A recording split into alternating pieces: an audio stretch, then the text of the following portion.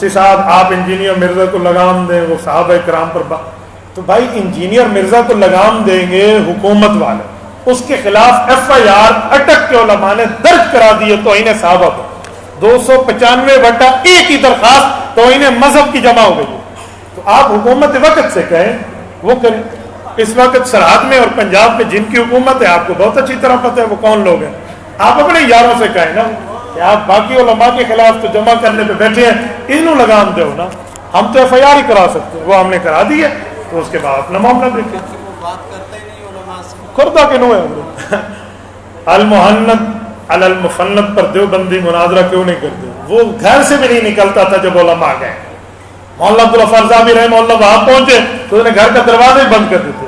مولانا مصعب عمیر حسینی وہی بیٹھے ہیں جیل میں، انہوں نے کہا کہ مجھ سے بات کر کے میں تم سے بات نہیں کرتا. جی کیوں؟ سارے منہ سے پیپٹ بیٹھے بھائی، بول بیٹھ بیٹھی ہے، چاک پیسی آ جا. ہاں کیوں بات نہیں کرتے؟ ایسے جھوٹ موٹ آپ لگا کر دنیا میں کام بنا کے بیٹھے ہیں. 2-4 بندے سامنے رکھو اور بات کرنا شروع کر دو. آج تک وہ مسجد میں جمعہ نہیں پڑھتا. میں نے اس کی جمعے کی ویڈیو دیکھی، ایک بیٹھک میں جمعہ پڑھ رہا ہوں. ٹھیک ہے، جس کو مسجد نہ ملے جمعہ پڑھنے کے لیے بیٹھک ملے، آپ اس کو کہ. اور یہ جو انجینئر والے ہیں نا، یہ بلیک فالوورز ہیں، اندھے ہیں. کیوں؟ ان کو اتنا تو پتہ ہے کہ گھی والے سے گھی ملتا ہے، دودھ والے سے دودھ ملتا ہے، شو روم سے گاڑیاں ملتی ہیں، اتنا پتہ ہے. انہیں یہ نہیں پتا کہ دین عالم دین سے ملتا ہے. یہ دین انجینئر سے لینے چلے جاتے ہیں. وہ انجینئر سے انجینئری ملتی ہے. تھلی سیدھی ہے یا گلی ٹیڑھی ہے، اس چھت پہ کتنے سیمنٹ کی بوریاں لگیں گی، کتنے ریت کے ٹریکٹر لگیں گے، کتنی بجلی کے ریڑے لگیں گے، یہ اس سے پوچھ لو. دین پوچھ رہا ہو تو دینداروں سے پوچھ. اور اگر انجینئر کے ساتھ عالم ہوتا نا تو پھر بھی بات تھی. وہ صرف انجینئر ہے، نرا انجینئر. ٹھیک ہے، وہ عالم نہیں ہے صاحب. ہاں عالم ہو، مثلا حضرت پیر ذوالفقار احمد نقشبندی دامت برکاتہ اللہ علیہ عالم بھی ہے، انجینئر بھی ہے. ہم نے کبھی اعتراض کیا؟ تو وہ صرف انجینئر ہے بھائی. تھلی سیدھی ہے یا نلی سیدھی ہے یہ اس سے پوچھ لو. مذہب اس کو پتا تھا ہوتا نہیں. مجھے تو کسی نے کہا الیکٹریکل کا اس نے وہ کیا ہے، ڈپلوما کیا ہے، تو اس سے گھر میں بجلی کے بٹن ٹھیک کروا لو، وہ اس کا انجینئر ہے. مولانا نماز میں سورۃ فاتحہ، امام کے پیچھے سورۃ فاتحہ کے بعد آمین کہنا کیسا ہے؟ تو بھائی امام کے پیچھے جب آپ آمین کہیں گے، اس کے بارے میں آہستہ آمین کہہ دیں تو زیادہ بہتر ہے. کیوں؟ سنیں، قرآن کریم میں اگر ہم تلاش کریں کہ آمین کا لفظ ہے تو نہیں، پورے قرآن میں آمین کا لفظ نہیں ہے. آمین کا لفظ حدیث میں، اور جس حدیث میں آمین کا لفظ ہے ساتھ جملہ بھی لکھا ہوا ہے کہ آمین کیا چیز ہے.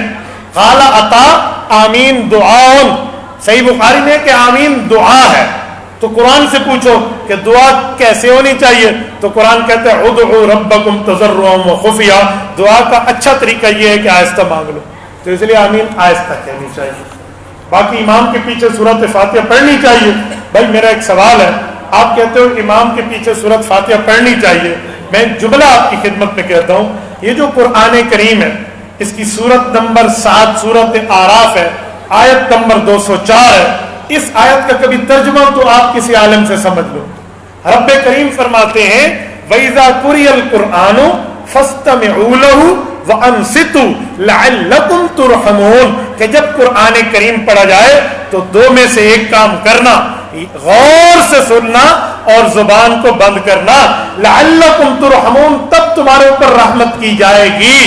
حضرت امام احمد بن حنبل رحمہ اللہ فرماتے ہیں اجمع العلماء علی ان هذه الآیہ نزلت فی الصلاۃ. فرمایا علماء اسلام کا اس بات پہ اتفاق ہے کہ آیت نماز کے بارے میں اتری ہے.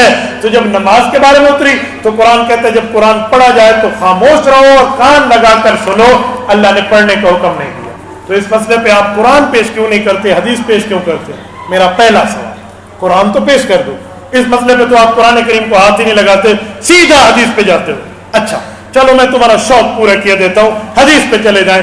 حدیث صحابی سے سمجھے یا وہابی سے سمجھے، مسئلہ پھر وہی آ جائے گا. ہم وہابی والے نہیں ہیں، ہم صحابی والے ہیں. حضور ہمیں صحابہ کے حوالے کر کے گئے ہیں، وہابہ کے حوالے کر کے نہیں گئے. اللہ کے رسول نے صحابہ کرام کو جو سمجھایا صحابہ نے ہمیں وہ بتایا. حضرت جابر فرماتے ہیں امام کے پیچھے سورۃ فاتحہ والی بات نہیں ہے. فرمایا جو پیغمبر کی حدیث سورۃ فاتحہ والی ہے انما اذا کان وحدہ، یہ اکیلے نمازی کو حکم ہے، مقتدی کو نہیں. تو اس لیے صحابہ کی بات مان لو، اعتراض ختم ہو جائے گا. نماز کی حالت میں سینے پہ ہاتھ رکھنے کو آپ غلط کہتے ہیں، حالانکہ قرآن کریم ہے، قرآن کریم کو تو آپ سینے پہ ہاتھ رکھ کے اٹھاتے ہیں. سبحان اللہ. کل آپ کہیں گے بنیان تو آپ سینے پہ پہنتے ہیں، ہاں جی سینے پہ ہاتھ رکھ لو. کیسی شادی تیری ہوئی دنیا میں. خدا کے بندے نماز اس لیے سینے پہ ہاتھ رکھتے ہیں کہ جو ہے نا کیا کہتے ہیں قرآن سینے پہ ہم اٹھاتے ہیں. تو حدیث پاک میں ہے کہ قرآن تو دل کے اندر ہوتا ہے، لہذا کل ہاتھ دل کے اندر ڈال دیں. قرآن تو دل کے اندر ہوتا ہے. کیا خیال ہے؟ اس دھرتی پر میں بعض اوقات حیران ہو جاتا ہوں، ایسی ایسی نماز حجت اللہ فی الارض مولانا محمد امین صفدر اکاڑوی نور اللہ مرکزہ فرماتے تھے، ایک بچہ بیٹھا تھا اور ایک آدمی سینے پہ ہاتھ رکھ کے پڑھنے لگا تو بچے نے عجیب سا تبصرہ کیا. اس نے کہا تو بیبے کو نماز سیکھی ہے، تو نے بیبے سے نماز سیکھی ہے. تو کیسی باتیں کر رہے ہیں آپ دنیا میں. ایک شخص نے مجھے کہا مولانا ہم سینے پہ اس لیے ہاتھ باندھتے ہیں کہ ناف کے نیچے جو جگہ ہے نا یہ سطر ہے، تو ہم سطر والی جگہ پہ ہاتھ نہیں باندھتے، ہم پاک جگہ پہ ہاتھ باندھتے ہیں. میں نے کہا چلو ابھی میں مرد عورت کا فرق نہیں کرتا، لیکن ایک بات پوچھتا ہوں، اتحیات میں ہاتھ کہاں رکھتے ہو؟ کہتے ہیں ران پر. میں نے کہا ران سطر ہے؟ کہتے جی ہاں. میں نے کہا ادھر کیوں رکھتے ہو؟ اتنا ہاتھ رکھ کے اشہد اللہ. ٹھیک ہے، ساتھ ہے دلیل ہے. یہی بات پیش کر کے بیٹھے ہوئے تھوڑا سا گزارا کرو اور معاملے. کبھی امام کعبہ کی ویڈیو دیکھ لو، امام کعبہ اس مسئلے پہ ہاتھ کہاں باندھتا ہے، فیصلہ ہو جائے گا. دو ہی روایتیں ہیں، یا ناف کے اوپر یا ناف کے نیچے. تو ناف کے نیچے والی روایت کو حضرت علی نے سنت فرمایا. ان من السنہ وضع الکف علی الکف فی الصلاۃ تحت السرہ. یہ تحت السرہ کا لفظ سنن نبی داؤد اسی میں ہے جو سعودیہ سے چھپ کے آئی.